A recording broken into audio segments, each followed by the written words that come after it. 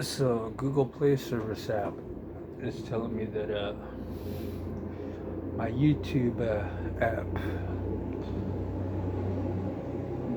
will not function properly until I give Google Play Store permission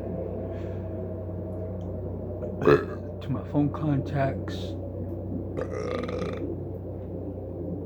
and storage, or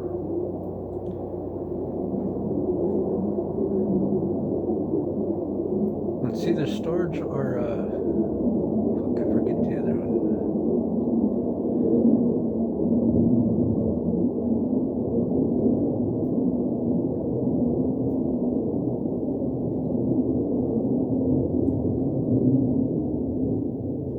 But anyway,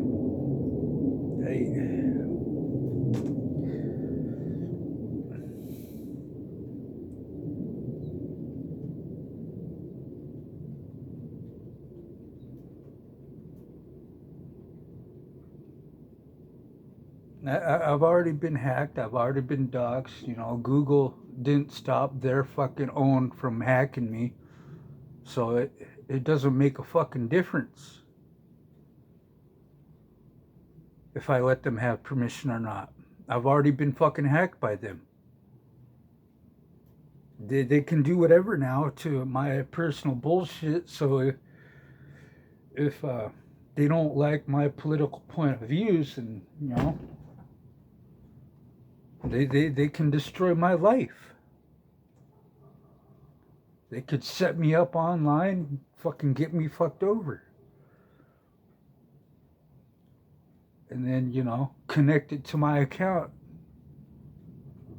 Feel like, yep, that's what he did. Go put his ass in prison now. See, that's the problem with big tech, you know, not needing permission. Because obviously they got deals with people that own these phone companies.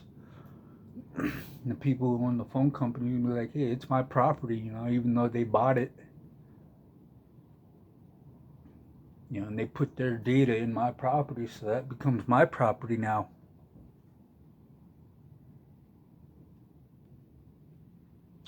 See, this is why we need anti-government lawyers to end this fucking bullshit.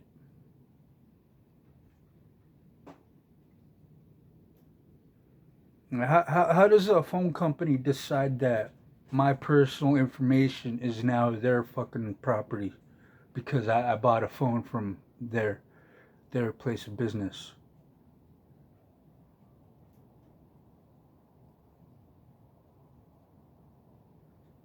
I mean that's just like my relative said, hey, why don't you buy one of my cars, and you know, to keep the government from taking it from you, we'll leave the car under my name. And I'm like, that doesn't make any fucking sense, because you can turn around and be like, I don't remember you giving me any money for this car, and besides, it's still in my name, so it's legally still mine.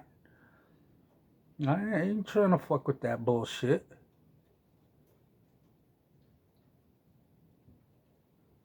Just because you failed out fucking playing some white people and some black people, some Mexican people, whatever other fucking race of people out there you thought was dumber than you, that's not gonna work on me. Shit.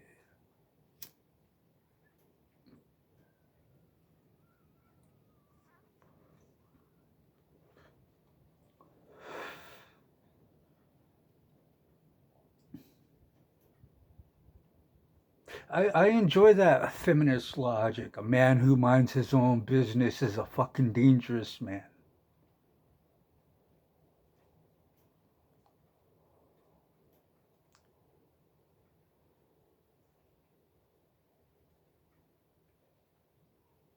You know, let's get rid of the fucking government. Let's see if a female is still willing to be fucking nosy and not mind her own business.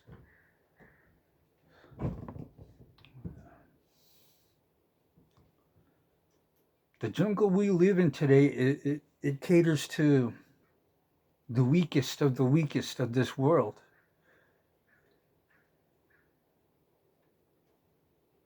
they're not a minority either. They're not the majority either.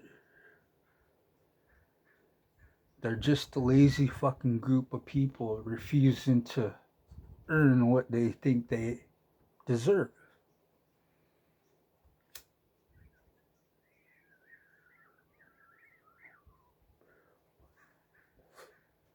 I never tried to force anybody to do anything to benefit from it.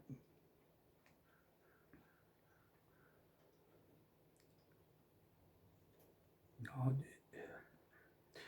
I mean, this weed where I used to live was expensive. I couldn't ask people, give me this, give me that.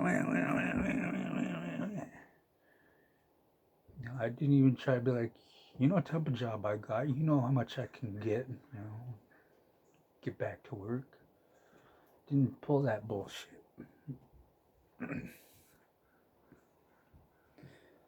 And part of the reason why I never pulled that bullshit is because my grandpa on my dad's side talked about his uncle, Cash Cash. And that was actually his name, Cash Cash. Always had money on him.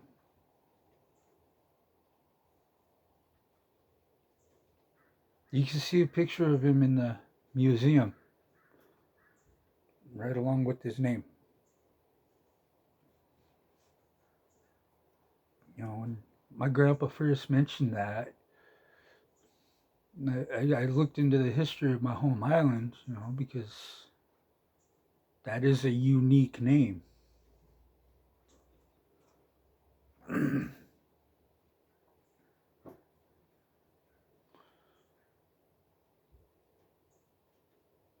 I did enough research that it led me to the fucking museum. And then I started volunteering my time at the museum because I wanted to learn some more about where my bloodline came from and why the last name was changed and everything.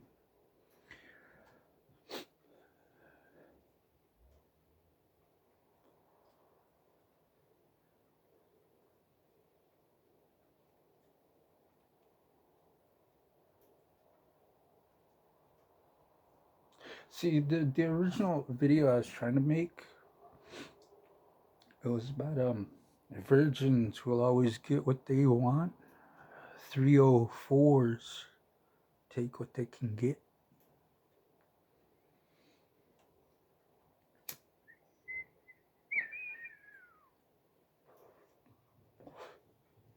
But something else is mentioned, got me started on something else. Made me talk about my grandpa's uncle. Just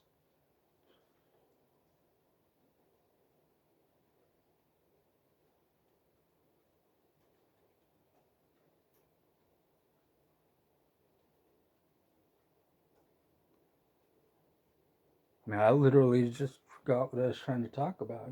It's not because because I had a whole topic to talk about, and then all of a sudden you get a text message and a ratchet threw a ratchet in my plan.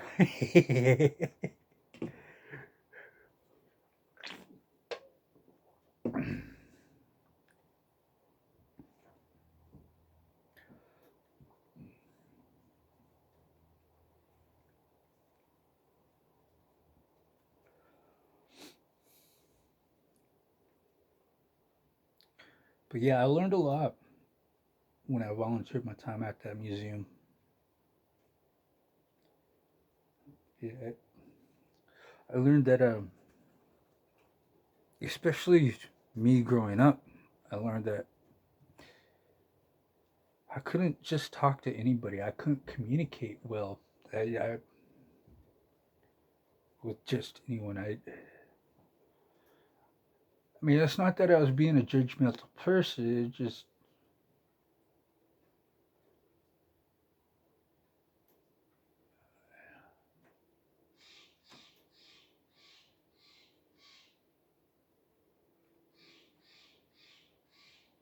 it's weird that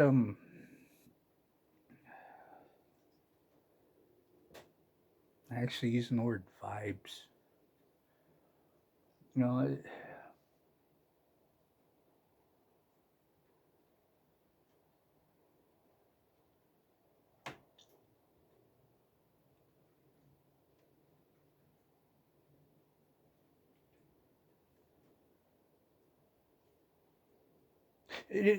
what I'm trying to explain the best way how is take for instance a guy who works out. You know,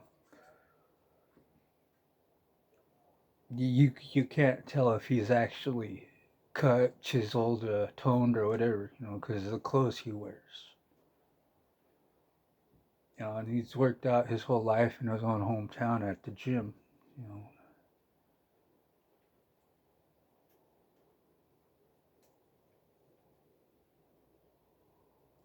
then he moves to another town. You know, starts his life over, another public gym.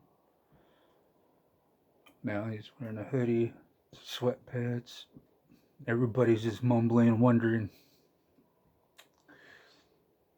if he's just a piece of shit guy who's there to fucking just look at the females, or if he's actually got some gains to show. Everybody's just sitting there fucking mumbling, working out, talking amongst themselves about the new guy that's there. As soon as he pulls off his hoodie, you know, and got them fucking gains, the whole fucking room just.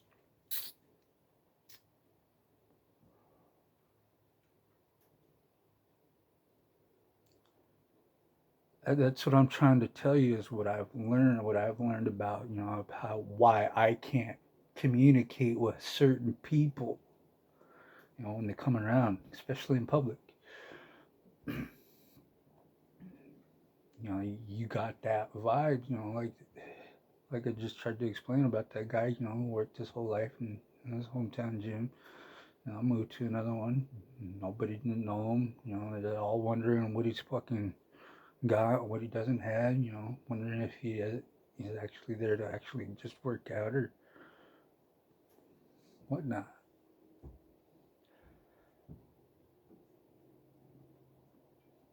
You know, because when I was sitting in that museum, you know, in that tempered rooms, you know, it's either got to be humid or it's got to be really warm or it's got to be chilly. I like the way that museum works, the system of keeping the artifacts maintained with the temperatures. You know, sometimes I wanted to call and ask ahead, say, hey, where am I going to be working today? Because I want to dress for the appropriate room. I don't want to be overdressed, fucking sitting there, fucking getting heated. You know, I have to drop some clothes or fucking underdress and then sit in a fucking chilly ass room all fucking day. You know, numbering shit, keeping shit maintained, you know. But I just kept my mouth shut because I didn't want people to start making plans that, you know, I start making plans around him coming here, you know. That was the best part about volunteering my time. You know, I just show up when I want it. You know, I'm here to volunteer. What do you need me to do? You know, that was the best way I got to learn about the history of my home island. You know, at that museum, volunteering my time. Fuck, I learned a lot. I was trying to get other connections. Hey man, I want to learn how to keep doing this on a professional level and get paid doing it. You know, going out on digs and shit.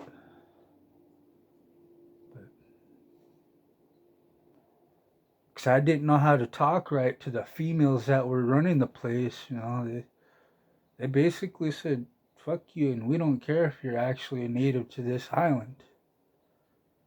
We don't care if this is where your blood's from either. You know, we're not going to help you get no place in this part of the life that we're living. Like, all right, cool, you know.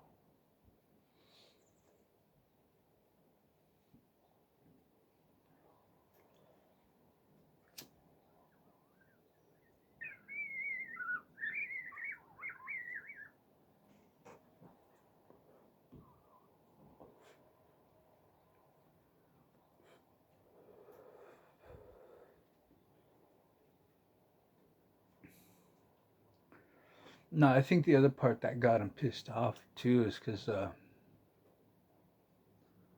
they know what actually happened to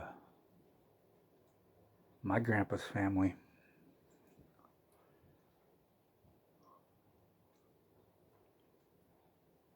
And they don't like the fact that my grandpa's still alive or was still alive, and I was telling him about a museum and his uncle's picture being in there, and a picture of his uncle with the other group of guys.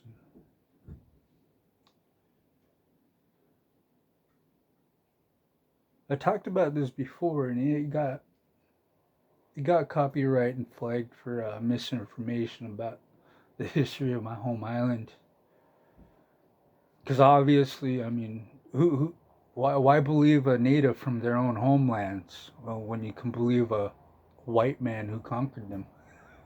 And that's part of the other reason why I don't really try to talk about historical shit.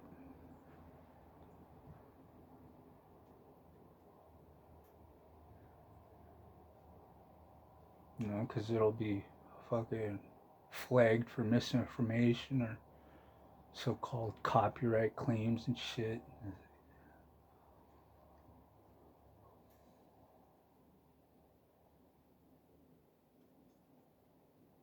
True, right now today, if I go back to my home island and start, videotaping through the camera phone, that museum I used to volunteer at, and I try to upload those videos, they'd probably be taken down for copyright claims and, you know, all kinds of other bullshit.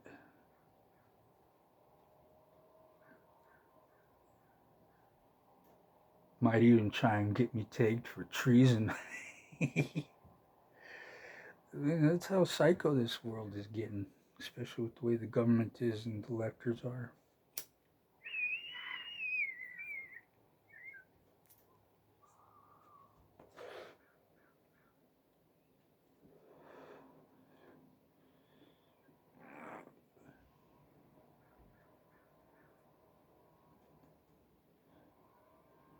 Now, I'm trying to sit here and finish this fucking, you know what I mean? At first glance, this does look like fucking shit weed, but this is a Nelly bowl from last night and it's still going. Fucking shit's pissing me off. Come on, man, let me start another fresh bowl.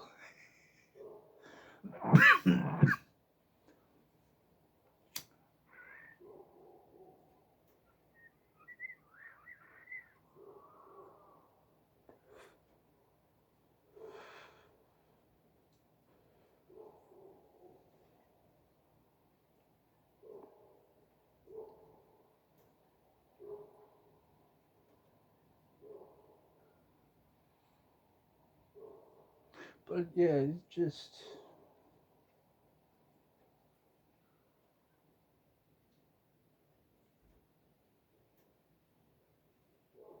I want to go back home. You know, I'm tired of this shit. I,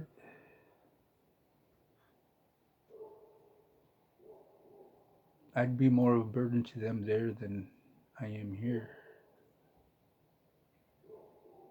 They really don't care if you got money to help pay for bills, They care about your ability to help them struggle through the winter times, you know?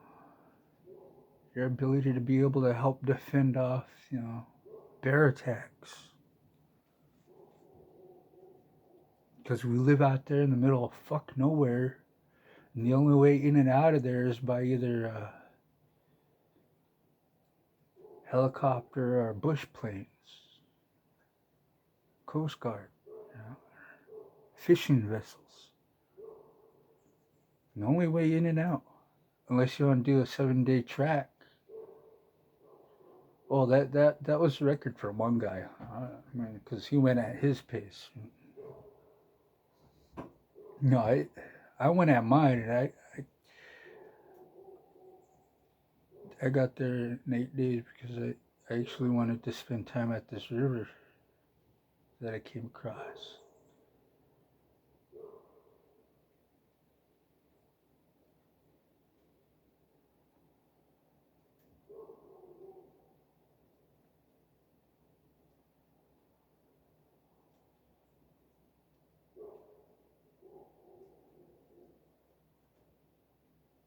It was a good journey of learning.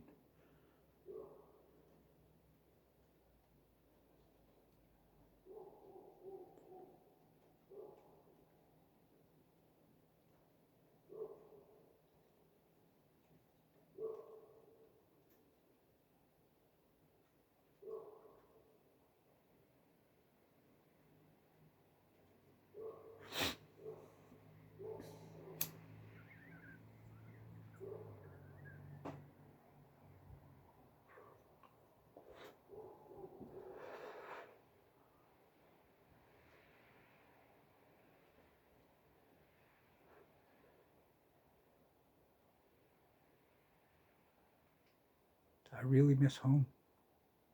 I miss it.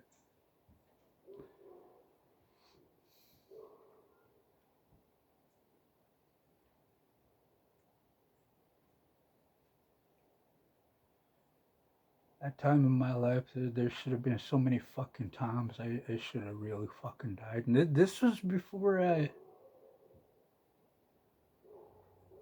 really took to doing anything bad in my life. You know,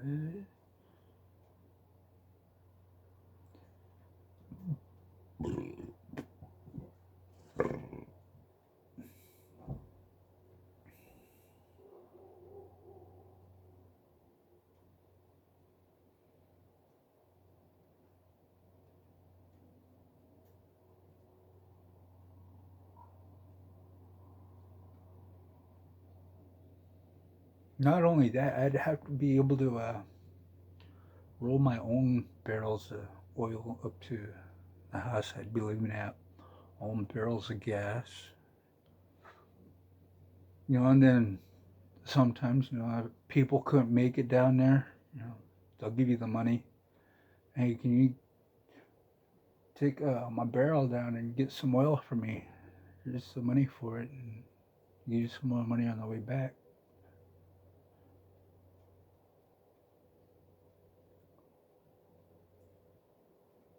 Because that one accident I talked about, where my cousin he got his tooth chipped because of me. You know, I didn't know how to handle the skiff that they were always using. It was my first time using theirs. I was used to using my grandpa's. I knew how that fucker handles. I didn't know how theirs handled. So I'm not trying to be, like the whole thing wasn't my fault. It's just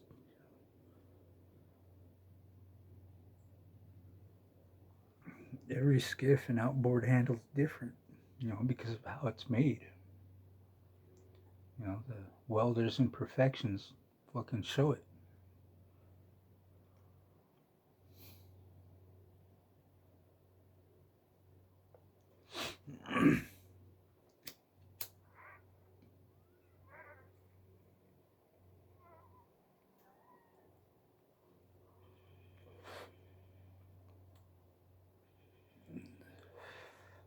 See, one welder, he fucked up my grandpa's skiff. We had to take it because he didn't trust the welder to make another one. He never went through that guy ever again.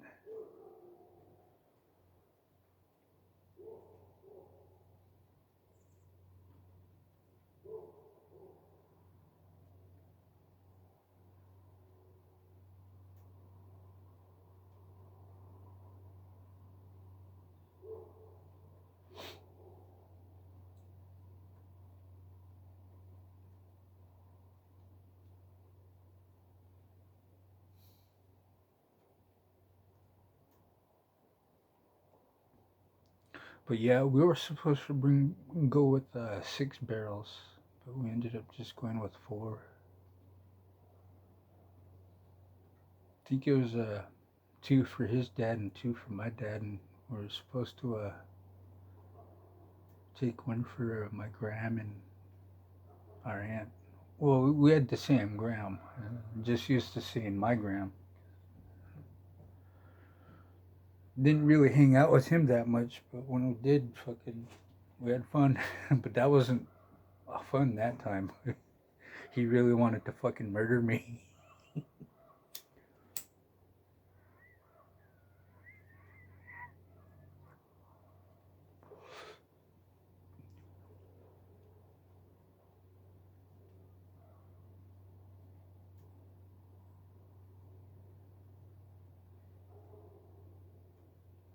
I mean, having to get under the house too during the wintertime in case the pipes froze over and fucking gotta heat that shit up. You know? Make sure there's no cracks that develop after a freeze over.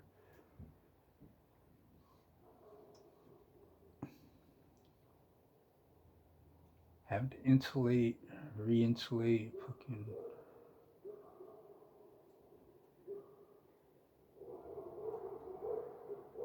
I learned how to be a plumber. You know, I learned how to be an electrician.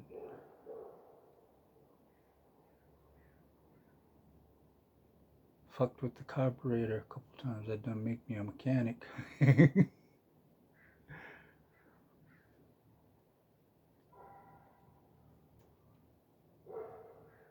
Learned a little bit about everything, you know, and then fucking was about to learn more, and then an accident happened. It still had the option to learn, but you know, what am I actually gonna know unless I actually have hands-on experience?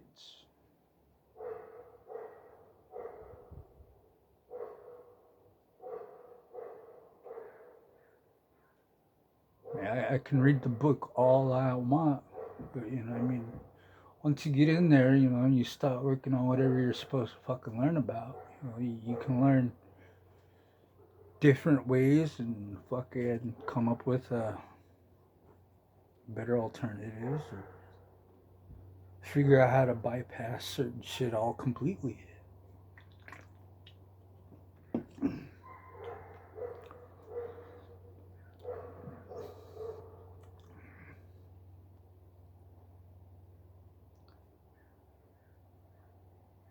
But where I started getting a headache at is when I started reading that each screw, you know, on the motor I was working on, they said it had to be turned so many times and then it'd just be left right there. Not half turns, full turns, 360 turns. And you're screwing them in after you take them out. You got to remember that too, each one. Like, fuck, man, you're a fucked up teacher, you know. It's like you read it first, then I told you what you had to remember. You know, it's just. Oh, but one of my buddies, he had a little fucking 3-wheeler bike.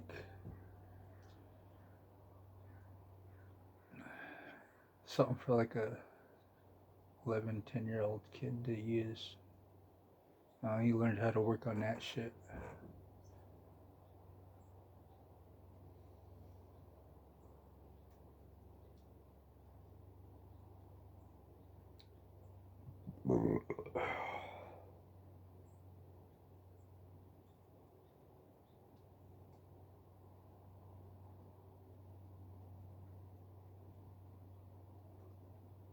There was a couple of times I actually should have died in the rollovers I had with the 4-wheeler.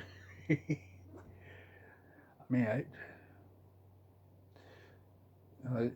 because it surprises me that you know, these people think that wearing a fucking helmet while mobbing around on a 4-wheeler is gonna fucking protect your life.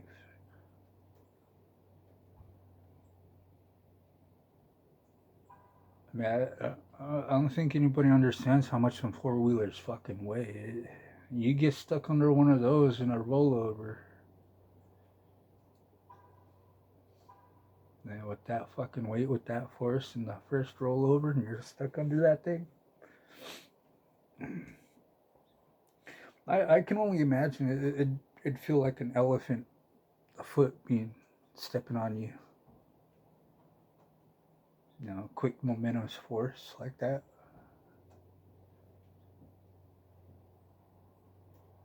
After that, you're pretty much fucking done. Your ribs are fucking broken. They've been pushed into your organs. Spine might have been fucking snapped in two.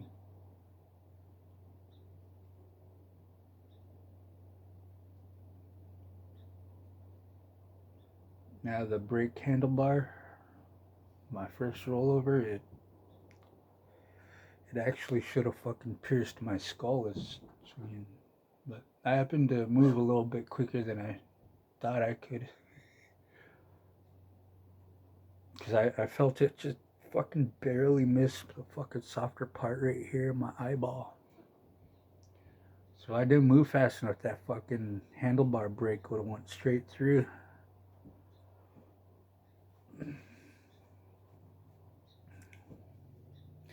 These were times when I was riding around at nighttime in the wintertime. There's literally nothing to fucking do.